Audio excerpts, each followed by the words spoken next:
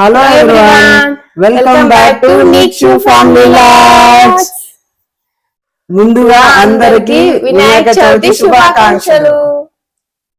చెప్పు నువ్వు కూడా అందరికి ఆయా చెప్పినవా? మా చిన్ని గణపతిని చూసేయండి మీరు కూడా. ఎలాంటి శుభకార్యాలకైనా పూజలకైనా ముందుగా మనం గణపతి పూజతోనే స్టార్ట్ చేసాం. ఎందుకంటే విఘ్నాలు తొలగిపోయి కోరికలు నెరవేరుతాయని నమ్మకము. వీలైనంత వరకు అందరూ మట్టి విగ్రహాలు పెట్టుకోవడానికి ట్రై చేయండి. మట్టి విగ్రహాలు నీటిలో తొందరగా కరిగిపోవడం వలన ప్రకృతికి ఎలాంటి హాని జరగకుండా ఉంటుంది.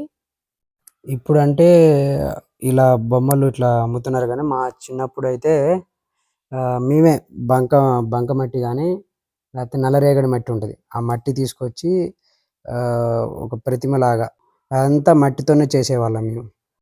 దాంతోపాటు అంతకుముందు రోజు ఇప్పుడు దొరకట్లేదు అవన్నీ, బట్ అంతకుముందు రోజుల్లో అప్పటికప్పుడే బంక మట్టితో ఇట్లా కొట్టి ఒక చిన్న విగ్రహం చేసి చేతికి ఇచ్చేవాళ్ళు. బట్ ఇప్పుడు అలా కాదు, ఆల్మోస్ట్ అందరూ ప్లాస్టిక్ అది యూజ్ చేస్తున్నారు. వీలైనంత వరకు దాన్ని తొలగించి కుదిరితే మన ఇంట్లో పిల్లలకి ఒక బంక మట్టి కానీ నల్లరేగడి మట్టి కానీ ఇచ్చి వాళ్ళ చేతులతో చేపిస్తే అది రూపం ఎలా వచ్చినా పర్లేదు. కాకపోతే ఏంటంటే మన మనసులో తలుచుకొని ఆ మట్టితో మన పిల్లలతో చేపించి మనం పూజ చేసుకుంటే మంచిగా ఉంటుంది. వీలైనంత వరకు మీరు పూజ చేసుకున్న తర్వాత ఆ మట్టి విగ్రహాన్ని మన ఇంట్లోనే ఒక చిన్న బకెట్ వాటర్లో కానీ నిమజ్జనం చేస్తే మనం ఎన్విరాన్మెంట్ని కాపాడినట్లు ఉంటుంది.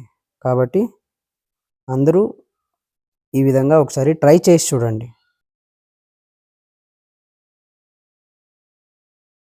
ఈ వినాయక చవితిని మీరు ఎలా సెలబ్రేట్ చేసుకున్నారో కామెంట్ చేయండి.